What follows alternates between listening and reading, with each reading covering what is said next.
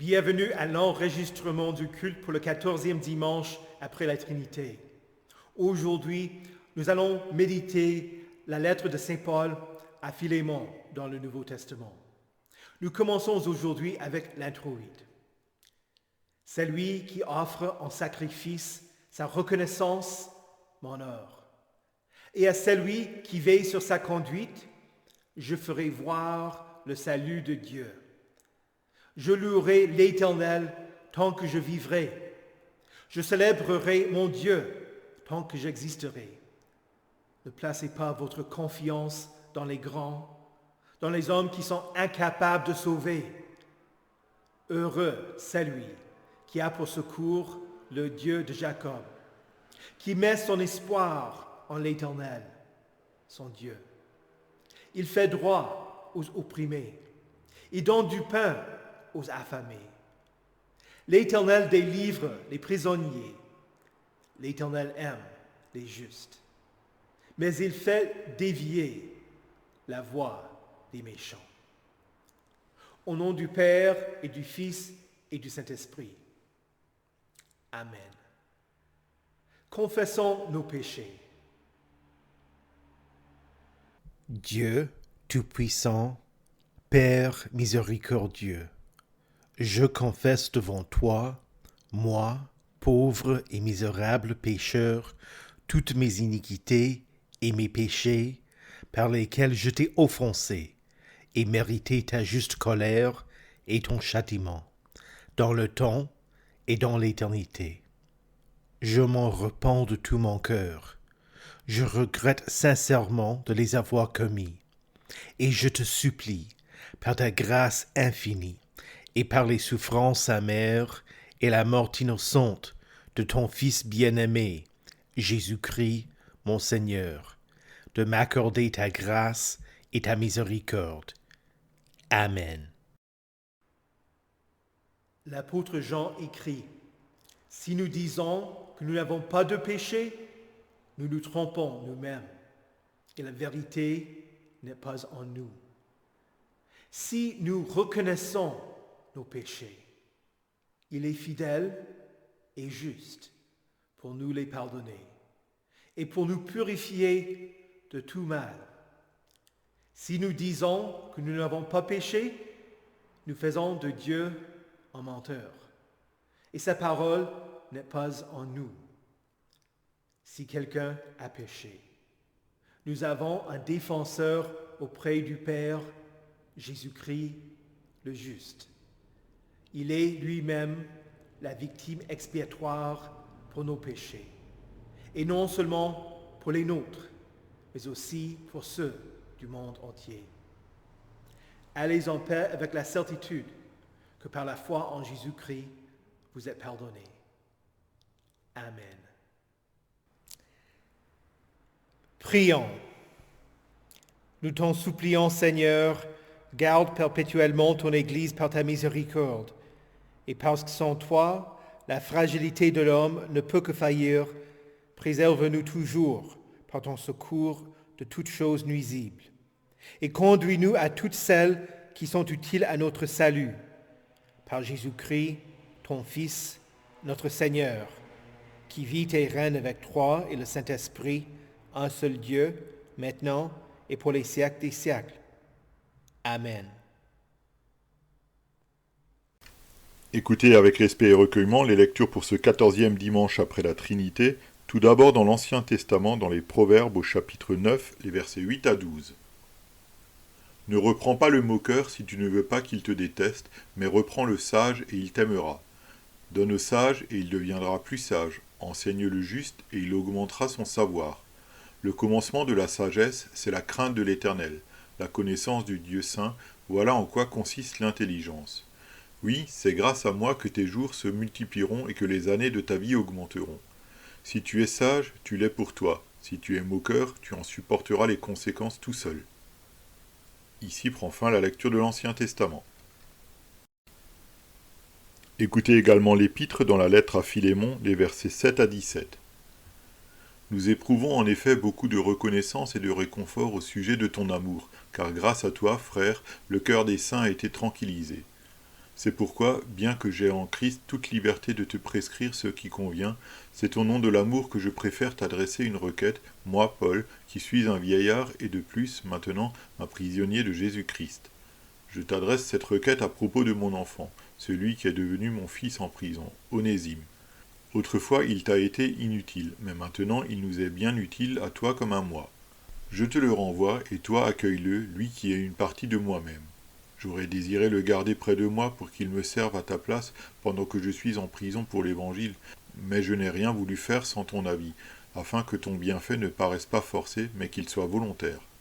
Peut-être a-t-il été séparé de toi pour un temps, afin que tu le retrouves pour toujours, non plus comme un esclave, mais bien mieux encore, comme un frère bien-aimé. Il l'est particulièrement pour moi, il le sera d'autant plus pour toi dans vos rapports humains et dans le Seigneur. Si donc tu me considères comme ton ami, accueille-le comme si c'était moi. Ici prend fin la lecture de l'Épître. Écoutez enfin l'Évangile dans Luc au chapitre 14, les versets 27 à 33. Celui qui ne porte pas sa croix et ne me suit pas ne peut pas être mon disciple. En effet, si l'un de vous veut construire une tour, il s'assied d'abord pour calculer la dépense et voir s'il a de quoi la terminer. Autrement, si après avoir posé les fondations il ne peut pas la terminer, tous ceux qui le verront se mettront à se moquer de lui en disant « Cet homme a commencé à construire et il n'a pas pu finir ». De même, si un roi part en guerre contre un autre roi, il s'assied d'abord pour examiner s'il peut, avec 10 000 hommes, affronter celui qui vient l'attaquer avec 20 000. Si ce n'est pas le cas, alors que l'autre roi est encore loin, il lui envoie une ambassade pour demander la paix. Ainsi donc, aucun de vous, à moins de renoncer à tout ce qu'il possède, ne peut être mon disciple. Ici prend fin la lecture de l'Évangile. Heureux ceux qui écoutent la parole de Dieu et qui la gardent. Confessons notre foi. Je crois en Dieu, le Père Tout-Puissant, Créateur du ciel et de la terre. Je crois en Jésus-Christ, son Fils unique, notre Seigneur, qui a été conçu du Saint-Esprit et qui est né de la Vierge Marie. Il a souffert sous Ponce Pilate, il a été crucifié, il est mort, il a été enseveli, il est descendu aux enfers.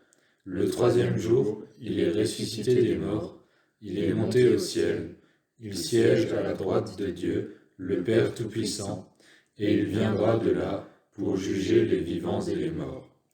Je crois au Saint-Esprit, la Sainte Église universelle, la communion des saints, la rémission des péchés, la résurrection de la chair et la vie éternelle. Amen.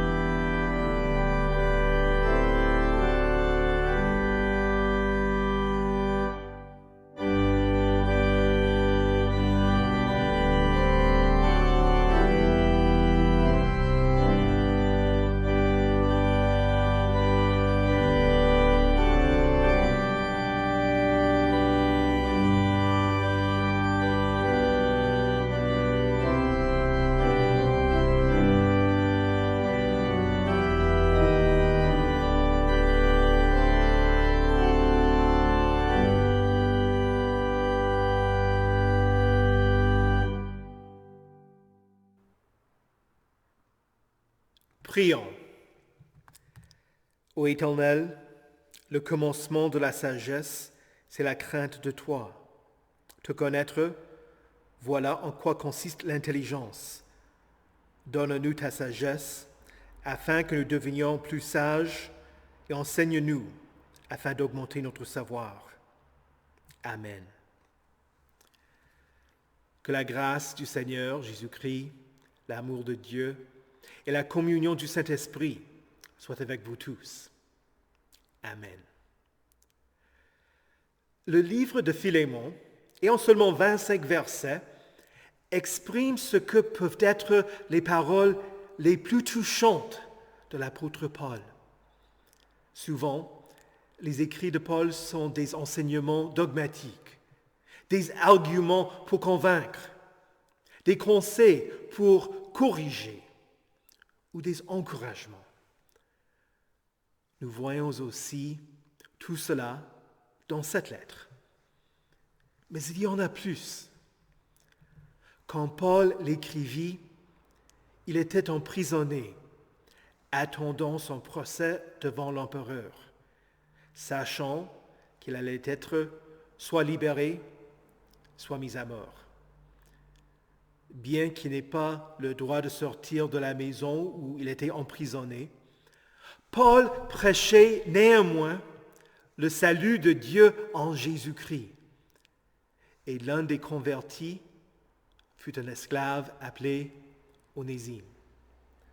C'est ainsi que Paul écrivit cette petite lettre à Philémon, un homme qui s'était converti grâce au ministère de Paul et à l'Église qui se réunissait chez lui.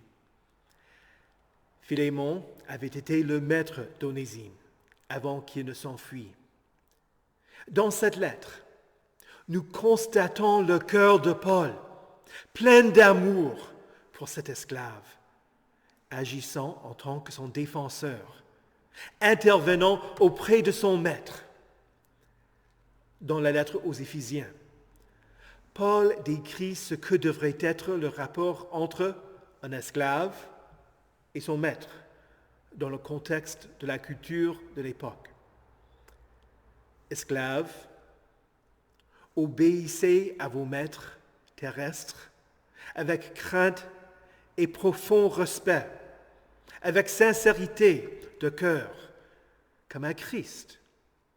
Ne le faites pas seulement sous leurs yeux, comme le feraient des êtres désireux de plaire aux hommes, mais obéissez comme des serviteurs de Christ qui font de tout leur cœur la volonté de Dieu.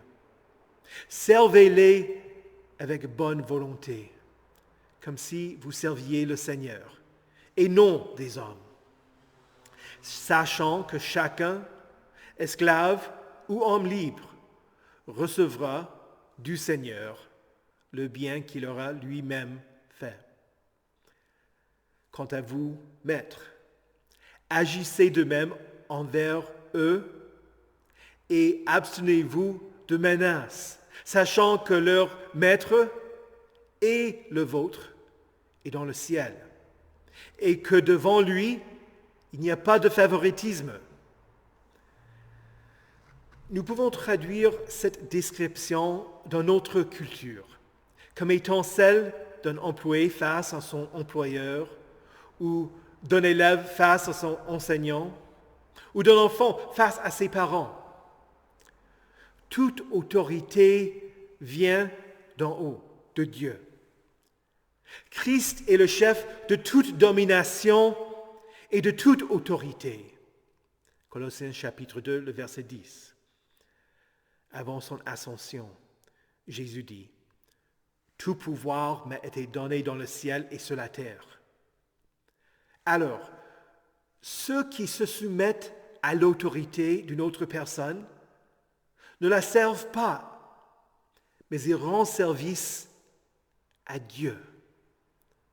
De même, la personne qui est dans une position d'autorité ne devrait pas menacer et dominer ceux qui l'écoutent, mais agir pour leur bien-être, suivant l'exemple de Christ. Pour vous, chers chrétiens, votre service à Dieu n'est pas seulement ici au culte, mais il est un aspect de votre vie entière. C'est ainsi que chacun de vous devient un petit Christ, une manifestation de Jésus pour vos prochains. Mais les gens n'agissent pas toujours comme ils devraient. Parfois, ceux qui sont en position d'autorité abusent de leur pouvoir et agissent avec ou par égoïsme.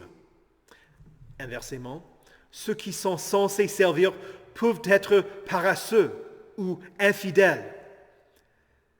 Tel était le cas pour Onésime. Il fut infidèle. Il appartenait à Philémon. Nous ne savons pas pourquoi, mais Onésime abandonna son poste, risquant ainsi la peine de mort. Il fuit à Rome et le Seigneur travailla pour son bien-être. Il lui fit entendre la prédication de Paul et l'amena à se convertir. Onésime, son nom voulant dire utile, avait été inutile pour son maître. Mais il devint vraiment utile pour le Seigneur et se mit volontiers au service de Paul. Sachant qu'il avait été racheté, sa motivation n'était pas de travailler par obligation. Il voulait exprimer sa reconnaissance envers Paul et son action de grâce envers Dieu. Onésime était devenu utile pour Paul, était pour lui une grande bénédiction. Mais Onésime ne lui appartenait pas. Et Paul savait qu'il devait le renvoyer à son vrai maître. C'est ainsi qu'Onésime devint porte-parole de Paul, apportant sa lettre à son maître. Imaginez le courage qu'il a fallu pour qu'Onésime s'humilie, rentre, fasse ce qui est juste, admette son péché, demande pardon, subisse les conséquences de son acte et reprenne son travail. C'est ainsi que chacun de nous devrait agir quand nous avons commis un péché. Cela dit, Onésime ne s'approchait pas de Philémon seul, mais avec une recommandation de Paul. En tant que pasteur, je sais que je peux demander aux paroissiens de m'aider. Je ne veux pas abuser de ma position, mais je sais que je peux compter sur la générosité, la fidélité et la compassion des saints de Dieu. En tant que paroissien, j'ai voulu rendre service à mon pasteur. De 12 à 14 ans, après chaque décalage horaire, je changeais le temps sur la montre de mon pasteur. Pour moi, ce n'était rien. Pour lui, qui ne connaissait rien des nouvelles technologies, il était reconnaissant de ce service que je lui rendais. De la même manière, Paul osa demander à Philémon un service, qu'il pardonne à Onésime. Pour Paul, Philémon et Onésime étaient tous les deux ses enfants dans la foi. Ainsi, il écrit, « C'est à cause de moi que tu es croyant. Je pourrais exiger que tu fasses ce que je demande, mais je veux tout simplement que tu agisses comme le chrétien que tu es. Je veux que tu agisses par amour envers Onésime. » Quand il s'est enfui, il n'était pas chrétien. Maintenant, il l'est. Il a été racheté par Christ et lui appartient. Bien sûr, tu as payé le prix pour ton esclave, mais le Seigneur Jésus-Christ a payé davantage le même prix qu'il a payé pour te racheter. Tu n'es pas à toi, mais tu appartiens à Christ. Moi, je suis un vieillard et je suis prisonnier de Jésus-Christ. Fais ce que je te demande. Accueille Onésime de la même manière que tu m'accueillerais si c'était moi. Je te le renvoie. Je t'envoie ce qui m'est le plus précieux. Il vient vers toi des profondeurs de mon être. C'est comme si Paul disait, j'aime Onésime et je veux que tu l'aimes aussi. Je veux que tu l'accueilles non pas seulement comme ton esclave qui t'est revenu, mais comme un frère chéri en Christ, comme quelqu'un pour qui Christ est mort. En cela, voyez l'œuvre de Dieu. Jésus peut exiger l'obéissance, mais ce qu'il souhaite, c'est que vous soyez motivés par amour. Il donna des lois écrites sur des tablettes de pierre, mais ce qu'il veut est un cœur de chair, plein de confiance en lui, qui fait la volonté de Dieu de bon gré. C'est dommage que la lecture n'ait pas été poursuivie. Alors, je vais vous lire aussi les versets 18 et 19. S'il t'a fait du tort ou te doit quelque chose, mets-le sur mon compte. Moi, Paul, je l'écris de ma propre main. Je te rembourserai, sans vouloir te rappeler que toi aussi, tu as une dette envers moi. C'est toi-même. Voilà l'image du rachat, du paiement d'une dette. Quand vous regardez autour de vous, que voyez-vous? Des frères et sœurs précieux qui, eux aussi, ont été rachetés au prix du sang de Dieu. Enfants, regardez vos parents. Ils ne sont pas parfaits, mais leur péché est couvert par Christ. Parents, regardez vos enfants. Vous les aimez beaucoup, mais Christ les aime davantage. Le tout au prix du sang de Dieu. Dans la lecture de l'Évangile, Jésus dit, si l'un de vous veut construire une tour, il s'assied d'abord pour calculer la dépense et voir s'il a de quoi la terminer. Et la fondation du monde. Dieu savait déjà le prix qu'il allait devoir payer. Il savait qu'il allait être obligé d'envoyer son Fils comme notre Rédempteur. Jésus est l'agneau offert en sacrifice, et ce dès la création du monde.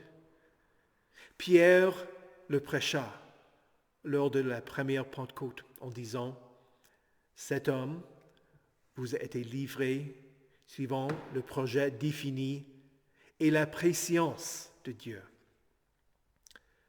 Quand Dieu souffla sur Adam, le souffle de vie, il savait qu'Adam allait devenir rebelle.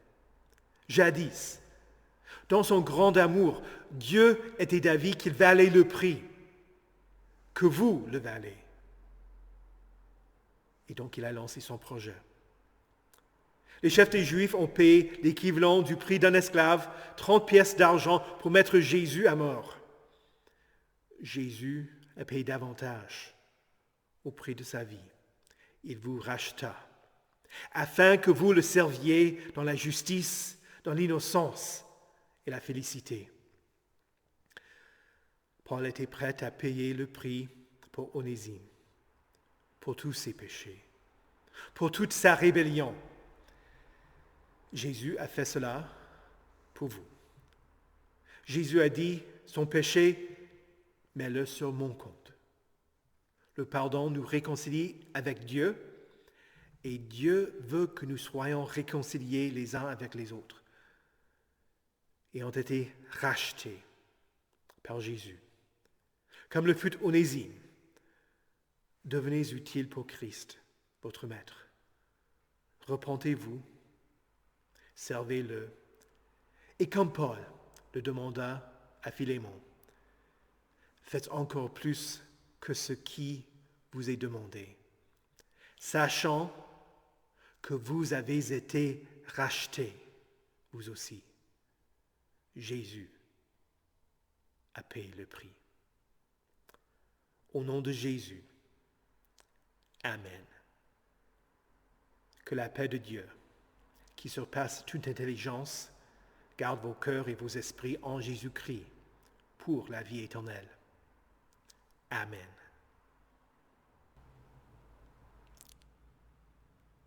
Prions. Dieu de liberté, ton Fils Jésus est venu afin de libérer le genre humain de l'esclavage, du péché, du diable et de la mort. Nous te sommes reconnaissants pour l'œuvre de ceux qui ont voulu mettre fin à l'esclavage et l'exploitation des esclaves. Bien que le travail forcé soit interdit en France, ailleurs dans le monde, l'esclavage subsiste. Donne courage à ceux qui sont maltraités et piégés, en particulier aux enfants et aux femmes qui ne sont pas en mesure de se libérer. Conduis-nous à soutenir les plus faibles, à protéger les plus vulnérables et à agir pour défendre les droits humains. Seigneur, dans ta miséricorde, écoute notre prière. Ô Dieu de l'Église, nous te prions pour nos frères et sœurs à travers le monde. Nous te sommes reconnaissants pour le travail du Conseil international luthérien et de Hans-Jörg Voigt, son ancien président. Nous te demandons de bénir Johanna Poyola, qui prend la relève en tant que président, ainsi que de bénir les nouvelles églises membres, l'Église évangélique luthérienne de Bolivie et l'Église évangélique luthérienne en Lettonie, le nouveau membre associé, l'Église évangélique luthérienne de Panama, et les nouvelles églises observatrices du Burundi, du Congo, du Kenya, de la Côte d'Ivoire, de Malawi, du Rwanda et du Soudan. Que la fraternité entre les églises soutienne l'enseignement de la parole aux rachetés de toute tribu, de toute langue, de tout peuple et de toute nation, et fasse connaître ta grâce à tous. Seigneur, dans ta miséricorde, écoute notre prière. Ô Dieu de toute sagesse, nous te prions pour notre synode et pour son président, Gleason, demandant que tu le conduises afin qu'il agisse avec sagesse pour le bien-être de notre Église. Sois le refuge de toutes les paroisses et de tous les paroissiens, en particulier quand ils font face aux épreuves. Que notre vie fraternelle soit visible et rende témoignage de la nouvelle vie, de repentance et de ton pardon. Seigneur, dans ta miséricorde, écoute notre prière. Source de vie des fidèles, nous te glorifions pour ta fidélité envers l'Église évangélique de Wörth qui fête son 40e anniversaire. Qu'à travers le ministère de Pascal, ton peuple persévère dans la vérité du salut en Christ seul et que d'autres entendent la bonne nouvelle de ta grâce à travers la proclamation de l'Évangile. Seigneur, dans ta miséricorde, écoute notre prière. Dieu bienveillant et miséricordieux, tu connais ceux qui souffrent, ceux qui pleurent, ceux qui sont inquiets et anxieux, ceux qui désespèrent, ceux qui portent un fardeau lourd de culpabilité et de honte, ainsi que ceux qui sont dans le deuil. Entoure-les de frères et de sœurs qui leur montreront ton amour, ainsi que de personnes compétentes qui vont les aider à supporter leurs épreuves et à agir selon la justice. Seigneur, dans ta miséricorde, écoute notre prière. Nous nous remettons nous-mêmes entre tes mains, ainsi que tous ceux pour lesquels nous te prions, en mettant notre confiance en ta miséricorde, qui vient à nous à travers Jésus-Christ, ton Fils, notre Seigneur, qui vit et règne avec toi et le Saint-Esprit, un seul Dieu, pour les siècles des siècles. Amen. Notre Père, qui es aux cieux, que ton nom soit sanctifié, que ton règne vienne, que ta volonté soit faite sur la terre comme au ciel. Donne-nous aujourd'hui notre pain de ce jour. Pardonne-nous nos offenses, comme nous pardonnons aussi à ceux qui nous ont offensés. Et ne nous laisse pas entrer en tentation, mais délivre-nous du mal. Car c'est à toi qu'appartiennent le règne, la puissance et la gloire, au siècle des siècles. Amen. Recevez avec joie et avec espoir la bénédiction de Dieu. Que le Seigneur vous bénisse et vous garde. Que le Seigneur fasse luire sa face sur vous et qu'il vous accorde sa grâce. Que le Seigneur tourne son visage vers vous et qu'il vous donne sa paix. Amen.